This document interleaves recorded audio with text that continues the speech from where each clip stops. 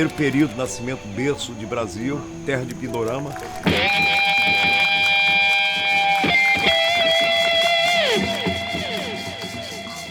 A gente fala Bahia é berço da civilização brasileira. Mas quando a gente fala em Bahia, a gente está falando desse litoral. Chega até o sul da Bahia, mas nominalmente nas primeiras décadas é aqui que se dá.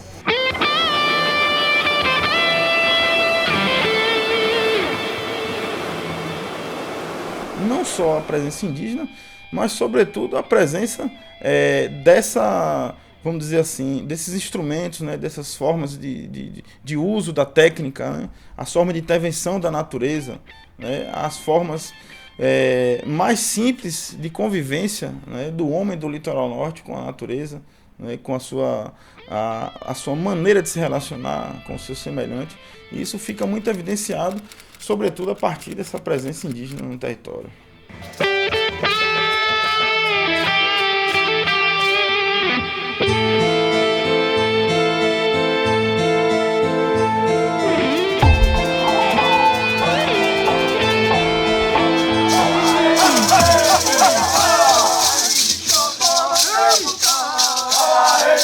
O pessoal, os mais antigos, falava que há 3.000 anos atrás morava alguém aqui. Não podemos afirmar que sejam os tupinambás. Nós não temos elementos suficientes para afirmar que seja o tupinambá. Poderia também ser vários grupos que ocuparam aquele mesmo espaço. Mas o que pode observar é que esses grupos nós chamamos de sambaqueiros. Ou seja, eles tinham a prática de construir, né, seu espaço num ambiente lagunar. Aquela região, ela precisa de muitos estudos, porque a presença dos tupinambás ela está registrada em todo o litoral, Sergipe, Bahia, mas nós não encontramos os vestígios do tupinambá porque nós estudamos o sítio Sambaqui especificamente. Isso não quer dizer que bem próximo dali, os estudos não vão mostrar que os tupinambás estavam ali também.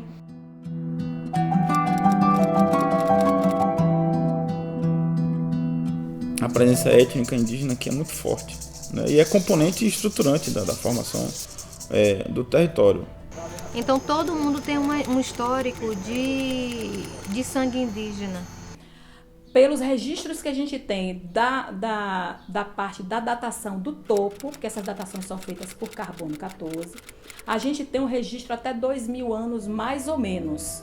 A partir daí, a gente já não está tendo mais informação sobre esses grupos sambaqueiros. Aonde eles foram, o que aconteceu com eles, não se sabe. A gente passa a ter um outro tipo de ocupação, outros grupos que chegam, Aratu e Tupi-Guarani. O Tupi-Guarani vindo do norte, ele vem, eram bastante aguerridos, inclusive quando os portugueses chegaram, né, no ano de 1500, encontraram os Tupinambá, que estavam no litoral, que faziam parte desse grupo Tupi. Isso. E aí deu enfrentamento e vai empurrando eles para o interior.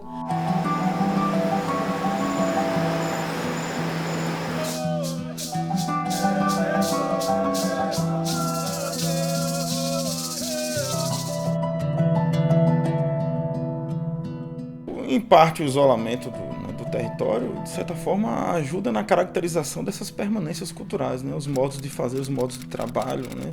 As vivências cotidianas, né? Nos trazem elementos, né, de uma matriz indígena, né, presente, né, nesses sambaquis, e que a gente consegue visualizar no cotidiano dos moradores das localidades, das pequenas localidades do litoral norte da Bahia. O milho e a mandioca são mais que heranças culturais. Hoje são fontes de renda.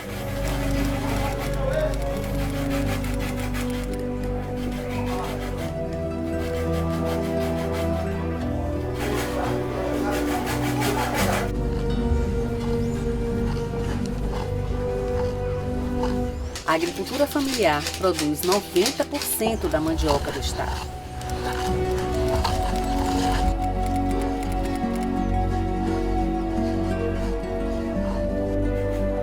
onde se faz chão, onde se diz mar. É quando a barra do dia aponta e nós vamos para um bem-querer. Na barra do dia, onde faz sol.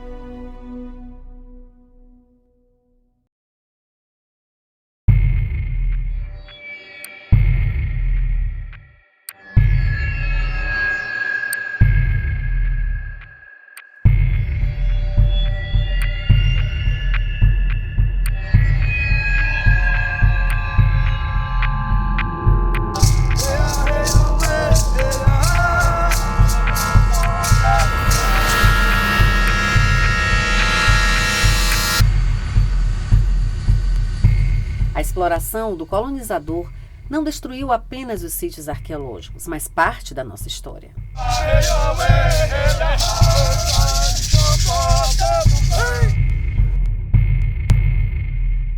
Agora, tem uma coisa interessante que a gente não conseguiu identificar no Ilha das Ostras, mas conseguimos identificar em outros sítios no Recôncavo, na Baía de Todos os Santos, que foi o quê?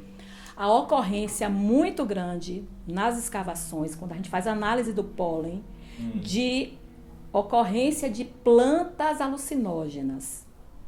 Então, é possível que o Ilha das Ostras também tenha, porque a gente já fez levantamento em 2 sambaquis na Baía de Todos os Santos e os 2 apresentam. O porquê que a gente não achou no Ilha das Ostras? Porque no Ilha das Ostras o sítio tem um sedimento muito arenoso. E para que o pólen das plantas fiquem, é necessário lama. Então a gente não conseguiu constatar ainda no Ilha das Ostras a presença dessas plantas alucinógenas.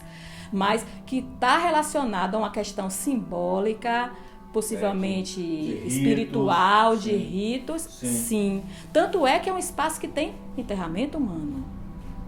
Não é? Alguns sambaquis no sul do Brasil, eles são 100% ritualistas.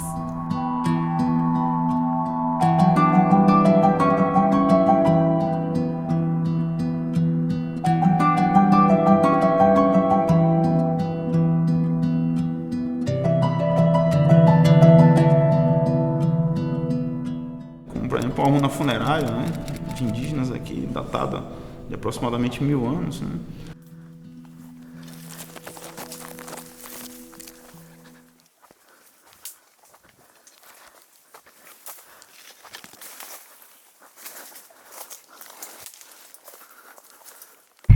Ilha das Ostras. Da amarga água surge o iluminado. Marcha o sumo ao cais do abrigo. Acasala ninfas, aterriza o sol. Da amarga água surge o iluminado. Vocifera línguas, vaticina o destino. Os passos na areia, vai o mensageiro, guardador das abelhas e dos cavalos marinhos.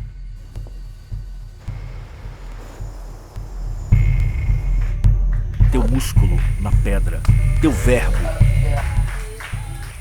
na trilha, amálgama segue o iluminado. Pelo caminho das conchas, pela ilha das ostras, na imensidão das horas.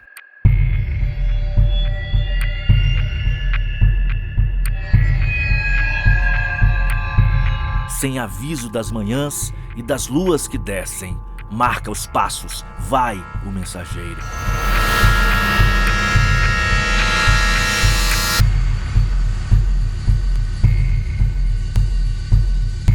O canto felino por dança na cicatriz dos encantos e a brutal esperança que ainda nos resta.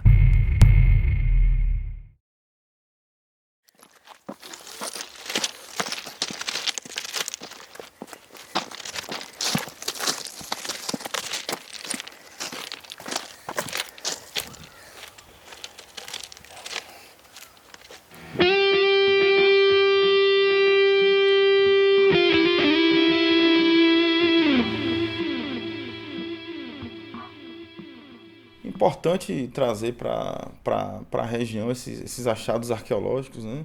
Que são trabalhos importantes que evidenciam essa cultura material da presença indígena no nosso território, e através disso a gente fica sabendo da sua existência no território, sobretudo da sua forma de fazer, de trabalho, a partir dos sambaquis que foram encontrados em Ilha das Ostras, né? E isso é um achado importantíssimo, né? Para entender a história indígena brasileira, né? A partir do nosso litoral. São pesquisas fundamentais que nos fazem problematizar sobre a existência desses povos, né? E a necessidade de estudá-los, né? Para compreender como foi o nosso povoamento, né? Como foi essa vivência, essa sociabilidade indígena, né? No nosso litoral.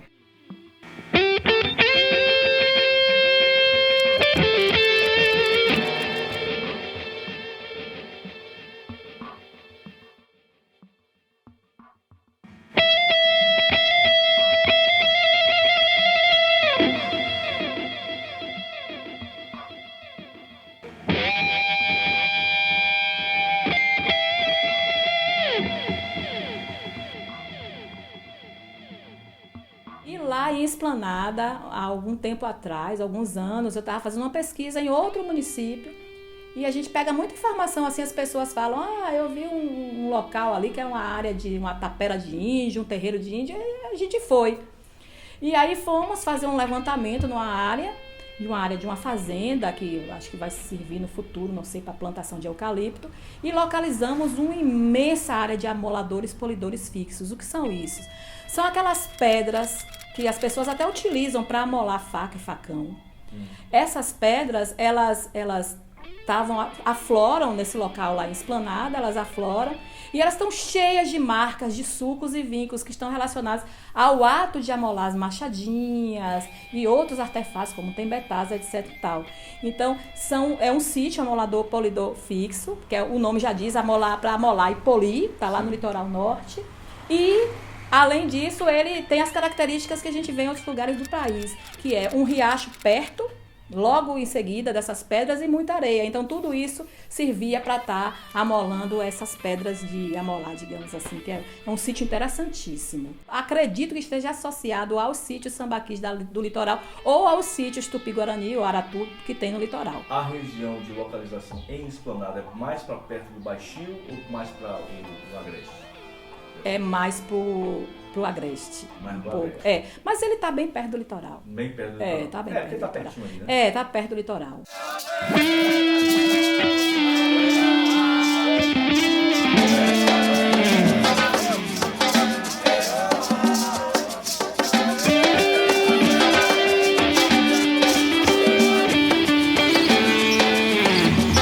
O litoral norte, né, da Bahia, há cerca de 5.000 anos, ele estava com 4,5 metros acima do nível atual.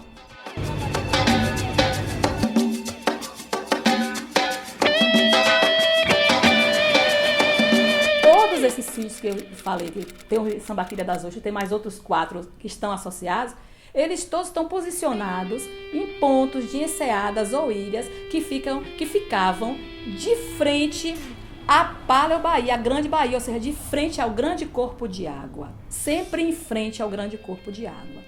Eles viviam naquela região e eles tinham abundância de material para a sua vida. Que estavam relacionados à cultura deles, que era uma cultura de pescadores e mariscadores, e esse ambiente trazia todo o aparato necessário para essa instalação desses grupos.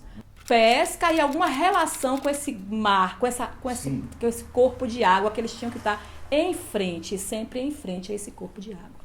Eu pegava um filho, pregava uma amiga, eu digo, vocês ficam aí que eu vou no rio. Uma hora dessa aqui assim, ó. Eu ia pro rio pegar peixe, eu chegava no rio Itapicuru, eu chegava 10 horas da noite.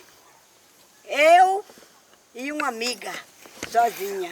Às vezes a amiga dizia, comadre, venha pra casa junto de mim. Eu digo, tá com medo, comadre? Ela, eu tô, comadre, com medo. Eu digo, venha pra casa junto de mim, que para lá não vou não. Aí nós pescava, aí vinha pra casa. Quando era de manhã, enxada. Eu pegava água, meu irmão, era quase com uma légua na cabeça. Eu pegava água.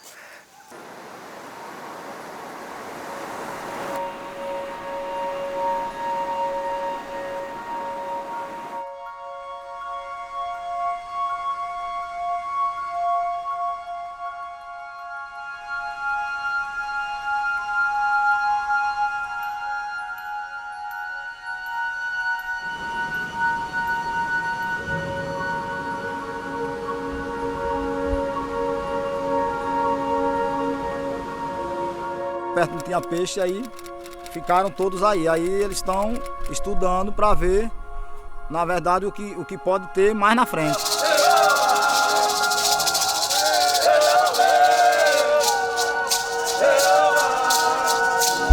A gente não pode ainda definir como era fisicamente essas coisas, essas pessoas que estavam ocupando aquele espaço.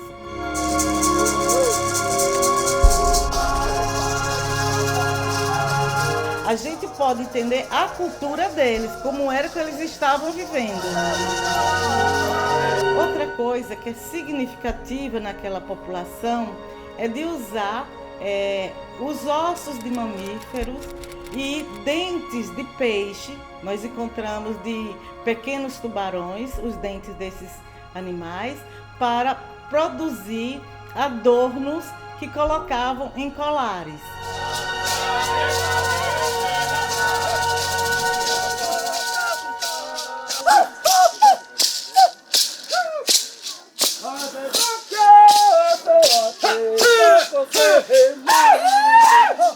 Também uma coisa que é importante é que eles produziam anzóis para a pesca. Quanto a alguns materiais que eles poderiam ter utilizado com relação à madeira, eles não se propagam e não se perpetuam para que a gente possa achar, mas possivelmente eles usavam também a madeira para produzir os seus artefatos.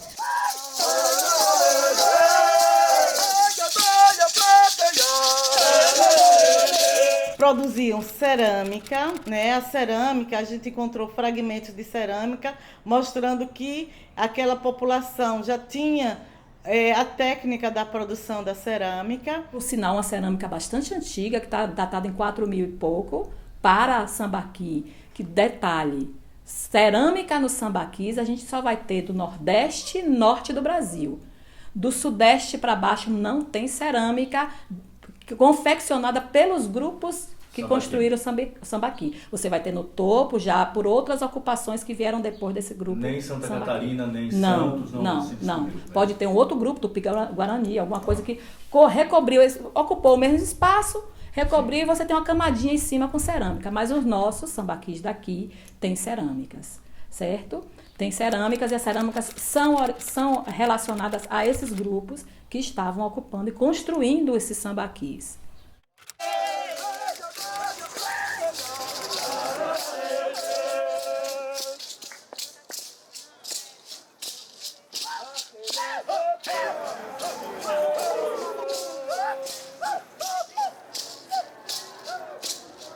E os artefatos polidos e lascados de pedra. A gente tem algumas lascas de rochas que a gente chama lascas líticas. Então eles produziam esses artefatos a partir das rochas que eles encontravam na região. Esses povos também utilizavam a rocha para produzir alguns instrumentos. Eles tanto poliam, né, como eles lascavam essas rochas. Eles utilizavam isso para raspar, para perfurar e também eles utilizavam essas rochas como batedores.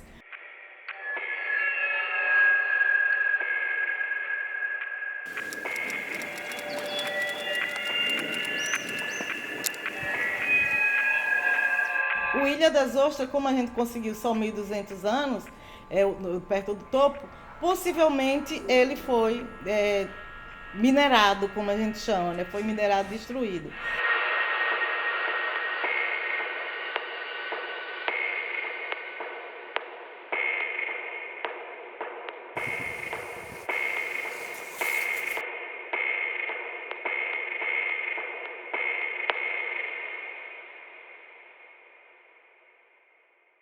Na verdade, a gente não tinha só um povo, né? O que se sabe, o que se tem de estudo é que várias levas, isso botando lá atrás na pré-história, bem mais antigo até do que os sambaquieiros, que essas levas de grupos estavam sempre chegando para a América, né? Então, grupos, digamos assim, mais antigos, originários, Então estavam chegando na América e chegando no Brasil, chegando no nosso território. Mas, olha, a gente considera tudo ocupação indígena, né? Pré-colonial. A gente considera pré-colonial. Então, durante o período pré-colonial, a gente percebeu assim que a parte mais antiga do sítio, ela vem com o material lítico, que são os raspadores, o material polido, o material lascado, né? Quando chega quase, pouco depois de 3.000, 3.500 anos, começa a aparecer a cerâmica. É uma introdução de novas tecnologias com esses povos. E daí em diante, você vai vendo a presença da cerâmica, a presença do lítico, a presença dos adornos, né? Isso vai ficando mais forte quando você vai chegando 3.000, 2.000 anos, no período que eles estavam ocupando aquela região. Eles teriam próximo deles, eles teriam todo tipo de condições para a sobrevivência, porque eles tinham de matéria-prima, eles tinham a madeira, eles tinham a rocha, uma que a gente chama de material lítico, eles tinham o peixe, eles tinham o crustáceo e eles ainda tinham os mamíferos.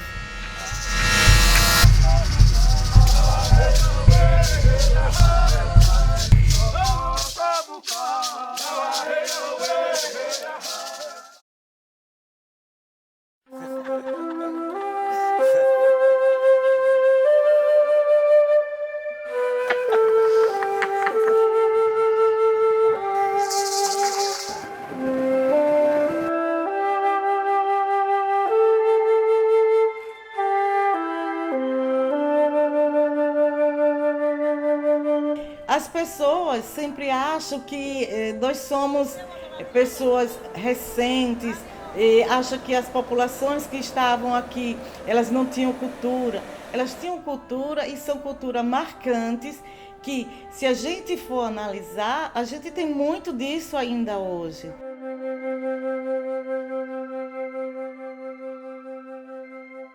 Para se contar a história do Brasil, tem que se passar pela Ilha das Ostras. Tem, claro. Tem que passar pela Bahia, né? Não é uma necessidade de saber quem eram esses povos, como viviam, qual a cultura desses povos. Ainda existem muitas perguntas a se fazer com relação aos sambaqueiros. Até para poder a gente se entender e entender como nós estamos aqui. Qual é o nosso papel dentro da nossa sociedade.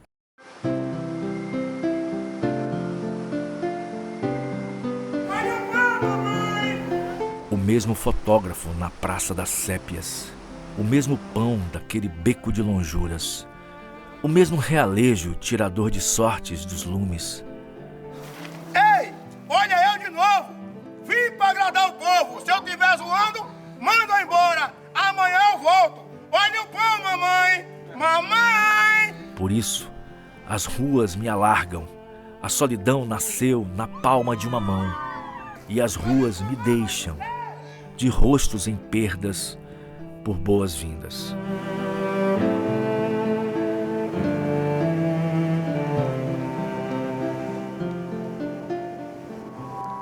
Ei, olha eu de novo! Olha o pão, mamãe!